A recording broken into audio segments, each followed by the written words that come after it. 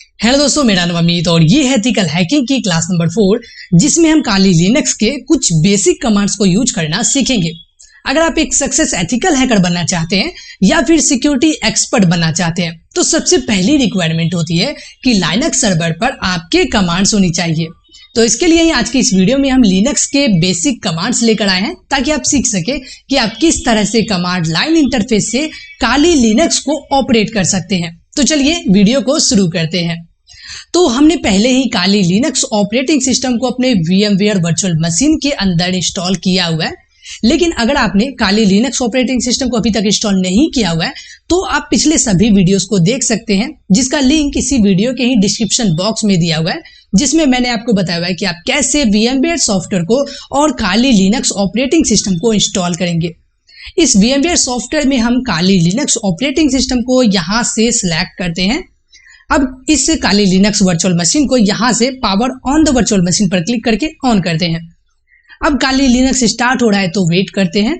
अब स्टार्ट होने के बाद यहाँ यूजर आईडी और पासवर्ड मांगा जा रहा है, तो इसमें आप अपना यूजर नेम और पासवर्ड डालकर लॉगिन कर सकते हैं। मेरे काली लिनक्स का यूजर आईडी और पासवर्ड दोनों काली ही हैं, जो इसका डिफॉल्ट यूजर आईडी और पासवर्ड होता है जिसे मैंने चेंज नहीं किया हुआ था। तो मैं यूजर में भी काली लिखता हूँ और पासवर्ड में भी काली टाइप करता हूँ। अब लॉगिन करेंगे तो ये काली लिनक्स ऑपरेटिंग सिस्टम की पहली डेस्कटॉप स्क्रीन है, जो लगभग वैसी ही दिख रही है जैसे हमारा विंडोज ऑपरेटिंग सिस्टम का डेस्कटॉप स्क्रीन होता है। जिस तरह से विंडोज में रिसाइकल बिन दिया होता है उसी तरह से यहाँ पर ट्रेस है, जिसमें जो भी फाइल्स या फोल्डर्स आप डिलीट करेंगे वो डिलीट होकर इसमें आएगी और फिर आप फाइल्स को यहाँ से परमानेंटली डिलीट कर सकते हैं। ये file system Windows operating system के सी ड्राइव की तरह होती है। जिस तरह से विंडोज के सी ड्राइव में सिस्टम्स के फाइल्स होती हैं, उसी तरह से लिनक्स ऑपरेटिंग सिस्टम के इस फाइल सिस्टम के अंदर सिस्टम्स की सभी फाइल्स और डायरेक्टरीज होती है। काली लिनक्स में फोल्डर्स को ही डायरेक्टरीज बोलते हैं, तो जब भी मैं डायरेक्टरी वर्ड का यूज करूं तो आप समझ जाइए कि मैं फोल्डर की ही बात कर रहा हूं। फोल्डर और डायरेक्टरीज दोनों एक ही चीज है। अब ऊपर मेन्यू बार में अगर आप यहाँ पर क्लिक करेंगे तो यहाँ से आप ऑपरेटिंग सिस्टम को लॉग आउट कर सकते हैं, रिस्टार्ट कर सकते हैं या वर्चुअल कंप्यूटर को शट डाउन कर सकते हैं। यहाँ एप्लीकेशन के इस आइकॉन पर क्लिक करेंगे तो इसके अंदर हैकिंग से रिलेटेड सभी टूल्स और सॉफ्टवेयर है जो काली लिनक्स में इंस्टॉल्ड है। तो ये पूरा लगभग विंडोज के जैसा ही है, लेकिन काली लिनक्स में हम ज्यादातर काम CLI बेस्ड पर करते हैं। CLI का मतलब कि कमांड लाइन इंटरफेस पर काम करेंगे, जिसके लिए यहाँ इस आइकॉन पर क्लिक करेंगे जिससे कि टर्मिनल ओपन होगा और इसी टर्मिनल में हम कमांड लिखेंगे। जो भी काम हमें काली लिनक्स ऑपरेटिंग सिस्टम पर करना है, चाहे हमें एक फोल्डर क्रिएट करना हो, कोई टूल या फिर सॉफ्टवेयर इंस्टॉल करना हो, या हमें किसी फाइल या डायरेक्टरीज को कॉपी डिलीट या मूव करना हो, कोई भी काम हो, तो सारा का सारा काम हमें एथिकल हैकिंग में हमें यहाँ पर कमांड लिखकर ही करना पड़ता है। और एथिकल हैकिंग में काली लिनक्स पर हम 80% काम इसी कमांड लाइन पर करते हैं। इस टर्मिनल में यहाँ ये जो काली लिखा हुआ है ये मेरा यूजर नेम है, जिस यूजर से मैंने अभी काली लिनक्स ऑपरेटिंग सिस्टम को लॉगिन किया हुआ है। हो सकता है कि आपका यूजर नेम कुछ और हो, तो जो आपका यूजर नेम होगा वही नाम यहाँ पर शो होगा। और ये जो काली लिखा हुआ है ये मेरे इस मशीन का नाम है। जो भी कमांड हमें लिखना होता है वो हम इस डॉलर सिंबल के बाद लिखते हैं। जैसे कि मैं पहला कमांड यूज करूंगा pwd। अगर आप यहाँ पर pwd टाइप करके एंटर करेंगे तो ये आपको बताएगी कि आपकी प्रेजेंट वर्किंग डायरेक्टरी कौन सी है। तो ये बता रही है कि अभी मैं टर्मिनल में होम डायरेक्टरी में काली फोल्डर के अंदर हूँ। इसी लोकेशन को ग्राफिकल इंटरफेस में अगर मैं आपको दिखाऊं तो किसी भी डायरेक्टरी में हम सिस्टम फाइल से जाते हैं, तो अभी मैं टर्मिनल में भी सिस्टम फाइल से इस होम डायरेक्टरी के अंदर इस काली फोल्डर के अंदर हूँ। ये जो काली फोल्डर है ये मेरे यूजर का फोल्डर है। अगर टर्मिनल में यहाँ पर आपके काली लिनक्स में यूजर नेम कोई दूसरा दिख रहा है तो इसके जगह पर आपको वही फोल्डर का नाम दिखेगा। तो अभी मैं टर्मिनल में इसी काली फोल्डर के अंदर हूँ। ये दोनों एक ही लोकेशन है, बस यहाँ ग्राफिकल इंटरफेस में मैं इस काली फोल्डर के अंदर हूँ और यहाँ पे टर्मिनल में कमांड लाइन इंटरफेस में भी मैं इसी काली फोल्डर के अंदर हूँ। इसका मतलब हुआ कि टर्मिनल में अभी मैं जो भी काम करूंगा वो इस होम फोल्डर के काली डायरेक्टरी में वर्क करेगी। अब ग्राफिकल इंटरफेस में आप जिस भी डायरेक्टरी के अंदर होते हैं तो यहाँ पर हमें दिख जाता है कि इसके अंदर कौन कौन सी फाइल्स या फिर डायरेक्टरीज है। जैसे कि इसके अंदर डाउनलोड्स डायरेक्टरीज है, डॉक्यूमेंट्स है, एक इमेज फाइल भी मैंने यहाँ पर रखा हुआ है। इसी तरह से यहाँ जितने भी डायरेक्टरीज हैं या फाइल्स हैं हम सभी को देख पाते हैं।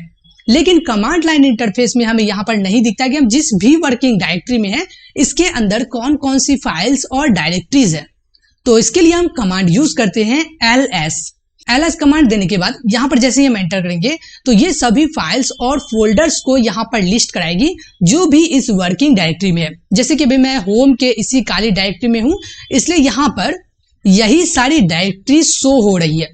टर्मिनल में कोई भी फाइल का कलर हमें व्हाइट दिखता है, जबकि फोल्डर या फिर डायरेक्टरीज का कलर हमें ब्लू दिखता है, जिससे हम फोल्डर्स और डायरेक्टरी में डिफरेंशिएट कर पाए और जान पाए कि कौन सी डायरेक्टरीज है और कौन सी फाइल्स। अगर मुझे टर्मिनल की हेल्प से कोई नया फोल्डर क्रिएट करना हो तो इसके लिए हम कमांड यूज करते हैं mkdir।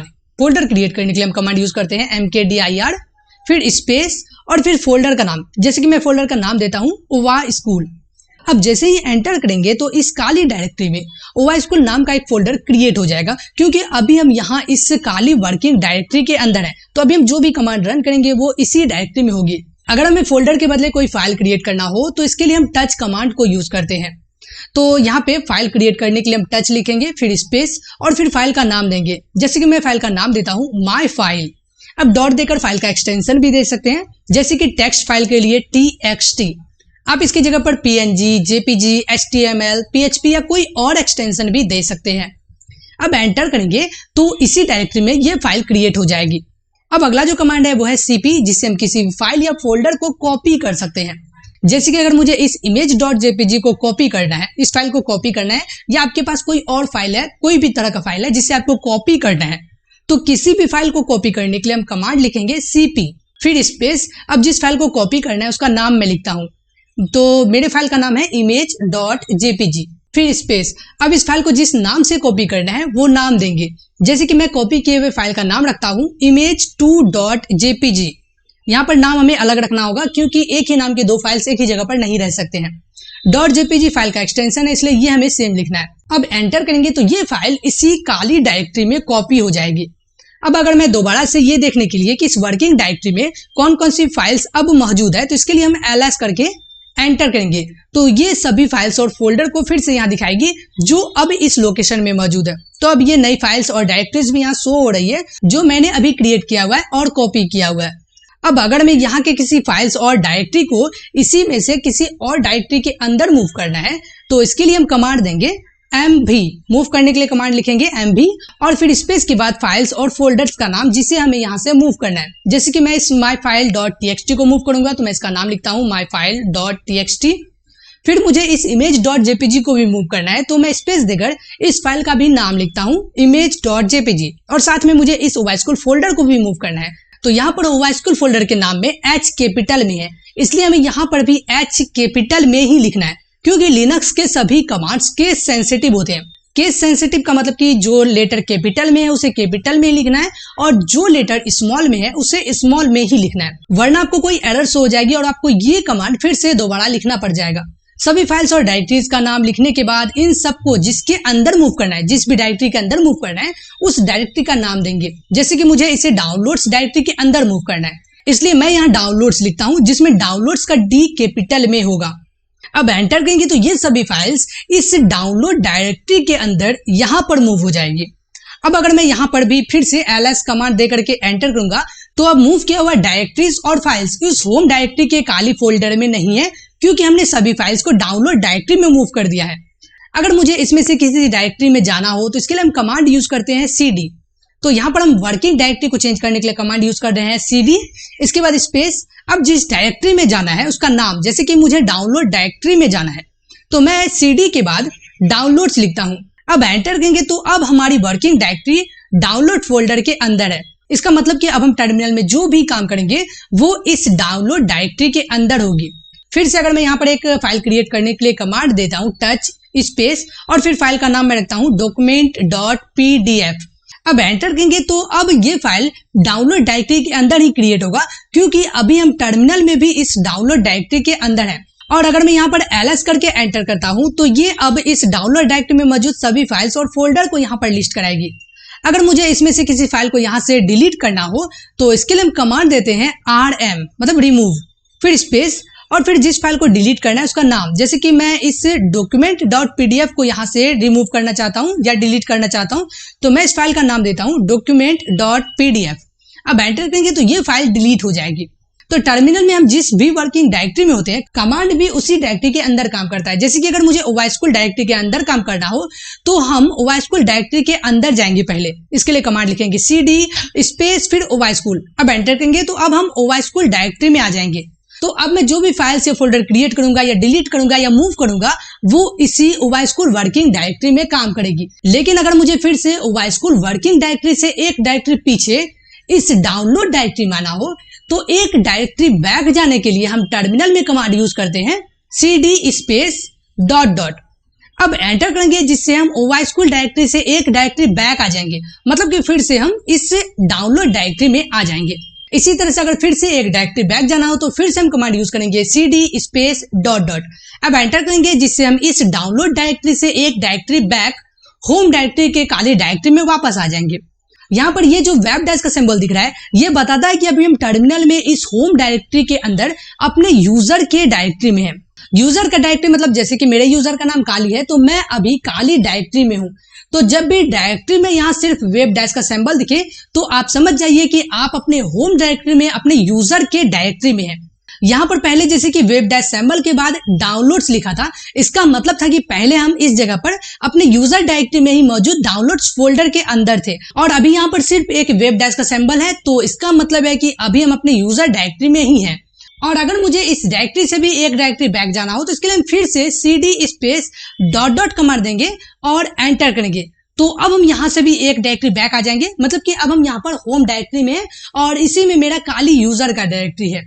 अब अगर मैं एक और डायरेक्टरी बैक जाने के लिए फिर से यहाँ पर cd space dot dot command देता हूँ और एंटर करता हूँ तो अब हम इस सिस्टम डायरेक्टरी में आ जाएंगे जो कि इस फाइल सिस्टम की मेन डायरेक्टरी है। इस डायरेक्टरी के फाइल्स को यहाँ पर लिस्ट करवाने के लिए मैं यहाँ पर ls करता हूँ, ls कमांड देता हूँ और एंटर करता हूँ। तो ये हमें इस सिस्टम फाइल्स में जितने भी डायरेक्टरीज या फाइल्स हैं वो यहाँ पर दिखाएगी। इसका मतलब है कि अभी मैं इसी सिस्टम के डायरेक्टरी में आ चुका हूँ। और टर्मिनल में जब आपको यहाँ पर सिर्फ ये फॉरवर्ड स्लैश का सिंबल दिखे तो इसका मतलब कि आपकी वर्किंग डायरेक्टरी ये सिस्टम डायरेक्टरी है। यहाँ पर जो ये वेब डैश का सिंबल है ये होम के अंदर यूजर डायरेक्टरी को डिनोट करता है, इस डायरेक्टरी को डिनोट करता है वेब डैश का सिंबल, जबकि यहाँ पर जो ये फॉरवर्ड स्लैश का सिंबल है ये सिस्टम्स के इस मेन डायरेक्टरी को डिनोट करता है। अगर हम किसी भी डायरेक्टरी में हैं और हमें डायरेक्ट इस होम के इस यूजर डायरेक्टरी में आना है, किसी भी डायरेक्टरी से हमें इस डायरेक्टरी में आना है तो इसके लिए हम यहाँ पर सिर्फ cd कमांड देंगे और फिर एंटर करेंगे। तो हम चाहे किसी भी डायरेक्टरी में हो हम डायरेक्ट होम के यूजर डायरेक्टरी में आ जाएंगे। ls करके एंटर करते हैं तो ये मुझे होम के काली यूजर की सभी फाइल्स को दिखा रही है, मतलब कि अभी हम इसी डायरेक्टरी में हैं। और अगर हमें किसी भी डायरेक्टरी से डायरेक्ट सिस्टम्स की इस मेन डायरेक्टरी में आना हो तो इसके लिए हम यहाँ पर कमांड यूज करते हैं cd स्पेस इसके बाद फॉरवर्ड स्लैश और फिर एंटर करेंगे। तो हम चाहे किसी भी डायरेक्टरी में हम डायरेक्ट सिस्टम्स के इस मेन डायरेक्टरी में आ जाएंगे। अब ls करते हैं तो ये फिर से हमें सिस्टम फाइल्स की डायरेक्टरीज को यहाँ पर लिस्ट करवा रही है, मतलब कि अभी हम इसी वर्किंग डायरेक्टरी में हैं और अब हम यहाँ पर अगर कोई फाइल या फोल्डर क्रिएट करेंगे तो वो यहीं पर क्रिएट होना चाहिए। अब अगर मैं यहाँ पर कोई भी डायरेक्टरी क्रिएट करने के लिए कमांड देता हूँ mkdir और फिर डायरेक्टरी का नाम मैं रखता हूँ abcd। अब एंटर करेंगे तो यहाँ पर सिस्टम फाइल्स के इस डायरेक्टरी में ये abcd नाम का फोल्डर क्रिएट होना चाहिए था, लेकिन यहाँ पर सिस्टम फाइल्स में अब ये डायरेक्टरी क्रिएट नहीं हो रही है। ये हमें एक एरर दिखा रही है जिसमें लिखा हुआ है कि can not create directory permission denied, मतलब कि यहाँ सिस्टम डायरेक्टरी में हम कोई भी डायरेक्टरी क्रिएट नहीं कर सकते हैं, जबकि mkdir कमांड से हम पहले काली डायरेक्टरी में आसानी से फोल्डर क्रिएट कर सकते थे, लेकिन यहाँ सिस्टम फाइल्स के इस लोकेशन में डायरेक्टरी क्रिएट करने के लिए हमारे पास अभी परमिशन नहीं है। इसी तरह से अगर मैं इस फाइल सिस्टम के इस लोकेशन में कोई फाइल क्रिएट करूंगा या किसी फाइल को डिलीट करूंगा तो वो यहाँ नहीं होगा। हम जो भी डायरेक्टरीज या फाइल को क्रिएट, एडिट, एक्सेस या डिलीट कर सकते हैं वो हम अभी सिर्फ होम डायरेक्टरी में अपने यूजर डायरेक्टरी के अंदर ही कर सकते हैं। यहीं पर हमें जो भी करना है वो हम कर सकते हैं, लेकिन जब हम अपने यूजर डायरेक्टरी से बाहर इस सिस्टम फाइल के इस मेन डायरेक्टरी में होते हैं तब हम यहाँ कोई भी चेंजेस नहीं कर सकते हैं। ना ही हम यहाँ पर कोई डायरेक्टरीज या फाइल को क्रिएट कर सकते हैं, ना ही किसी फाइल या डायरेक्टरीज को डिलीट कर सकते हैं और इसके सभी फाइल्स को एक्सेस भी नहीं कर सकते हैं, क्योंकि यहाँ सिस्टम्स की सभी इंपॉर्टेंट फाइल्स और टूल्स होती है। तो अगर हम सिस्टम फाइल्स के इस डायरेक्टरी को टर्मिनल में एक्सेस करना चाहते हैं तो पहले हमें टर्मिनल को रूट एक्सेस देना होगा। मतलब कि टर्मिनल को बताना होगा कि हम एक रूट यूजर हैं, तभी टर्मिनल में हमें इस फाइल सिस्टम डायरेक्टरीज को एक्सेस करने की परमिशन मिलेगी। जिस तरह से विंडोज ऑपरेटिंग सिस्टम में एक एडमिन यूजर होता है जिसके पास सभी फाइल्स और डायरेक्टरीज को एक्सेस करने की परमिशन होती है, इसी तरह से काली लिनक्स ऑपरेटिंग सिस्टम में भी एक रूट यूजर होता है जिसके पास सभी फाइल्स और डायरेक्टरीज को एक्सेस करने की परमिशन होती है। टर्मिनल को रूट एक्सेस देने के लिए कमांड है sudo स्पेस su। अब एंटर करेंगे। अब ये करंट यूजर का पासवर्ड मांग रहा है। यहाँ पर हम अपने करंट यूजर का पासवर्ड देंगे। मेरा करंट यूजर काली है जिसका पासवर्ड भी काली ही है, तो मैं यहाँ पर काली लिखता हूँ। टर्मिनल में जब भी हम कोई पासवर्ड टाइप करते हैं तो पासवर्ड आपको यहाँ पर नहीं दिखेगा, बस आपको पासवर्ड डालकर एंटर करना है।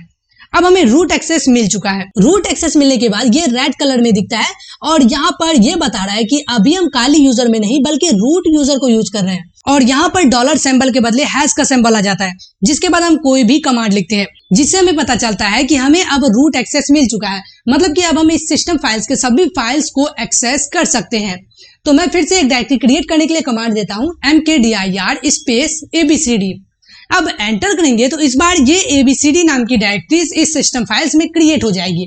इसी तरह से अब हम यहाँ पर कोई भी फाइल क्रिएट कर सकते हैं, किसी भी फाइल्स को डिलीट, मूव या एडिट भी कर सकते हैं और यहाँ के सभी फाइल्स को टर्मिनल में एक्सेस भी कर सकते हैं।